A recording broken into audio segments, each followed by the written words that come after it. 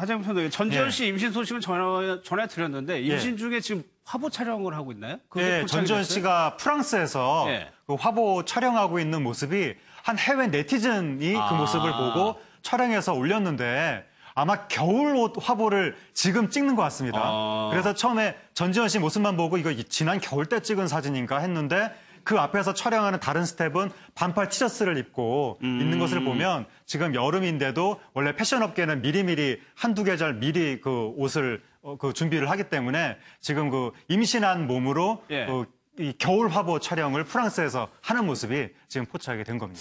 그러니까 이 임신이 처음에는 좀 조심하라고 얘기를 하는데 뭐 다른 뭐 연예인들도 마찬가지고 임신 중에 활동하는 경우들이 왕왕 있는 것 같아요. 최근에 보면. 그렇죠. 뭐 정상적인 활동을 하는 거는 오히려 뭐 몸에 더 좋다고 그러잖아요. 집에만 있으면 오히려 그렇죠. 체중이 많이 늘어나고 더 좀 스트레스를 받고 정신적으로 적당히 활동하는 건 좋은데 너무 많이 활동을 하면 특히 초산인 경우에는 조금 안 좋을 수도 있죠. 그래서 전지현 씨 같은 경우는 처음에 아이 가졌을 때는 경호를 할 때 너무 그러니까요. 첫째하고 둘째하고 좀 달라요.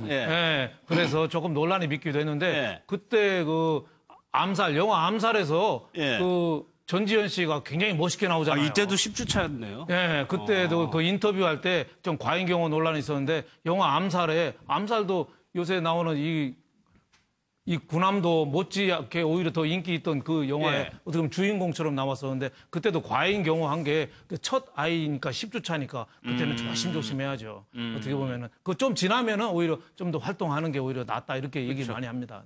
저는 이게 오늘 주제 워킹맘 이거 하다가 아주 깜짝 놀랄 만한 통계를 제가 하나 발견했는데요. 뭐냐면 이게 보통 우리 여성의 경제활동 참가율 있잖아요. 보통 이 워킹 일하는 맞벌이 이게 맞벌이 하면 애 출산을 덜 할 것 같은데 우리 OECD 작년 통계를 보니까 여성의 경제활동 참가율이 1% 늘면요. 출산율이 0.4%가 늘어납니다. 아, 그래요? 우리 맞벌이 할수록 출산율이 늘어나는 거예요. 제가 보기에 왜냐하면 일과 가정을 양립할 수 있는 환경이 되고요. 또 이게 가사를 균등하게 서로 배분하다 보니까 오히려 늘어나고 있어. 그래서 저는 이게 아주 워킹맘 이걸 보면서 우리 가장 큰 문제가 지금 저출산 고령화잖아요. 이 문제 해결에도 도움되고 여성의 자아실현 도움되고 아주 바람직한 깜짝 놀랄만한 통계를 봤습니다. 그러니까 윤정걸 대표님 말씀하신 것처럼 둘째니까 어느 정도 경험도 있고 학습도 되고 하니까는 이제 더 활동할 텐데 현영 씨도 그런가 봐요?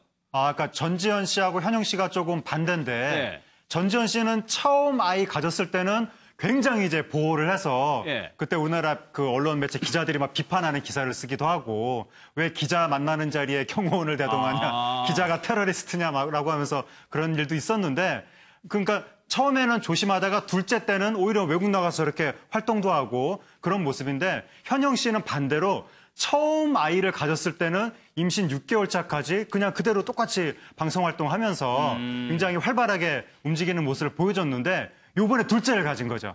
둘째 가졌을 때는 일찌감치 지금 나가던 방송 정리하고. 둘째 때는 그러니까 반대로? 전지현 씨랑 반대로. 근데 아마도 추측컨대는 현영 씨가 그 첫째 아이가 나중에 방송 나와서 운 적이 있거든요. 그러니까 울었다기보다 좀 약간 울먹울먹한 적이 있는데 엄마가 바빠서 나랑 잘 못 논다고 아마 그것 때문에 조금 상처를 받았는지 그래서 요번에 아이 두 번째 가진 김에 첫째 아이하고도 잘 놀아주고 요번에는 충분히 내가 태교부터 정식으로 좀 해야 되겠다. 너무 방송일에 치여 살 것이 아니라 아마 그렇게 생각을 해서 좀 정반대로 전지현 씨는 처음에 많이 보호했는데 현영 씨는 둘째 요번에 가졌을 때 좀 보호하는 그런 모습을 보이고 있습니다. 그러니까 딸 첫째랑 같이 여행도 간다는 게 지금 뭐 싱가포르 여행 가서 그 케이블카 타고 그 찍은 그 셀카 사진을 인터넷에 공개했는데 아기가 너무 좋아하고 지금 화면에 나오는데 세트 배경에 아기가 얼굴도 너무 귀여워서 저 사진이 굉장히 지금 화제가 되고 있습니다. 최 교수님, 현영 씨 하면은 재테크가 떠오를 정도로 어떻게 하면 똑소진하게 활동하는 사람이긴 하거든요. 이 본인이 방송에 나와서 얘기한 걸 보면 아주 어렵게 살았던 것 같아요. 그러니까 본인이 서울에 처음 올라와서 21살 때 서울에 올라왔는데 아는 언니 집에 얹혀 살았다는 거 아니겠습니까? 그리고 나서 독립을 했는데 반지하 월세에 살았고 수입의 90%를 저축했다고 그랬어요. 90%를. 거의 그러니까 아주 아끼는 거죠. 90% 수입을 저축한다면 굉장히 어렵죠. 물론 이제 많이 버는 사람이야 90%가 별거 아니겠지만 그때만 해도 무슨 현영 씨가 많이 벌 수 있는 상황은 아니잖아요. 그런 상황에서 쪼개고 쪼개서 90%를 저축한다고 하면 얼마나 돈에 대해서 중요하게 생각했냐 하는 부분, 전략하는 정신을 갖고 있냐는 부분을 볼 수 있을 것 같고 그것 때문에 사실은 많은 부분 이제 뭐 어려움도 겪고 있다가 많은 이제 생활도 좋아졌고 많이 이제 좋은 남편도 만나서 결혼하기도 이런 상황까지 가게 됐는데 네. 엄마와 가족에게 뭐 어떤 여행하기 위한 통장을 따로 만들고 또는 뭐 자녀를 위한 통장을 따로 만들고 그다음에 결혼 자금 만들 통장을 따로 만들고 이렇게 만들었어요. 그러니까 이렇게 하는 거죠. 돈 관리를 통장을 분리해서 하는 거죠. 이 통장은 뭐 하는 데 들어간다. 이 통장은 뭐 하는 데 들어간다. 이런 식으로. 그렇게 목적을 되면 세워서. 그렇죠. 매달 얼마씩을 그 통장에 집어넣을 거 아니겠습니까? 그럼 자동적으로 돈이 불어나게 되고 늘어나게 되는 것이죠. 그게 본인의 재테크의 방법이래요. 그러니까 돈이 불어나는 것보다 돈을 모으는 습관이 중요하다고 혜연 씨가 얘기한 걸 보면 많이 모으려면 결국 습관적으로 돈을 모을 수 있는 방법들을 터득해야 된다. 그것이 본인이 터득한 방법을 다양한 목적의 통장들을 따로따로 만들고 그 통장에 지속적으로 돈을 불임하는 그런 방식이었다고 지금 얘기를 하고 있는 상황입니다. 고개가 좀 끄덕여지는 면이 있습니다. 근데 하정표는 선우용료 씨 같은 경우에는 옛날이고 이들과는 좀 달라요. 임신 중에 활동을 한 이유가. 예, 선우영령 씨는 어쩔 수 없어서 이제 어쩔 수 없이. 뭐 활동도 계속했고 아이 낳고 나서 3일 만에 산후조리 없이 바로 또 현장으로 돌아와서 일을 했다는 건데 바로 빚을 갚기 위해서. 그 선우용령 씨가 결혼을 하는데 결혼식장에 남편이 나타나지 않고 남편한테 돈을 받아야 되는 빚쟁이들이 들이닥쳐서 지금 남편 빚 당신이 갚는다고 사인하지 않으면 결혼식이고 뭐고 아무것도 할 수 없다. 이런 식으로 되니까 옛날에는 이제 여성이 한번 결혼식 날까지 잡았다가 그게 파혼이 되고 이러면 그 여성한테 굉장히 오점이 되고 좀 보수적인 게 있었으니까 선우용년 씨는 어차피 뭐 결혼을 하기로 한 거고 그래 남편의 빚까지도 내가 짊어져야 되는 것인가 보다 하고 하루 사인했다는 거죠. 그러니까 그때 빚이 한 1,700만 원 좀 넘었다고 하는데 그게 50년 전 얘기니까 50년 전에 엄청난 1,700. 고액이죠. 그러니까 옛날에 그 김지민 씨 젊었을 때 톱스타였을 때 전 재산이 300만 원이었다고 하니까 1,700만 원이면 선우용영 씨는 당시에 신인인데 그 돈을 벌려면 그러니까 뭐 아이 뭐 출산이 뭐고 이런 거 따질 것도 없이 빚도 빚인데 남편 시댁 식구가 9식구가 있었다고 합니다. 다 선우용영 씨가 벌어서 그걸 챙겨야 되는 상황이었다는 거죠. 시댁 생활비, 빚 갚으랴 해가지고 뭐 아이 낳자마자 바로 현장으로 돌아와서 영화를 한 13편을 동시에 옛날에 이제 동시 작업이 많았는데 하여튼 그럴 정도로 눈코 뜰 새 없이 일해가지고 거의 한 9년 만에 젊은 날을 빚 갚는 걸로 다 그렇게 보냈다는 거죠. 그 선우용 씨 하면은 최근까지도 왕성하게 활동하고 되게 좋아 보였는데 이 가정사 자체가 순탄치는 않았던 것 같아요. 엄청 고생을 많이 한 거죠. 처음에 TBC 그 무용수 일기로 갔잖아요.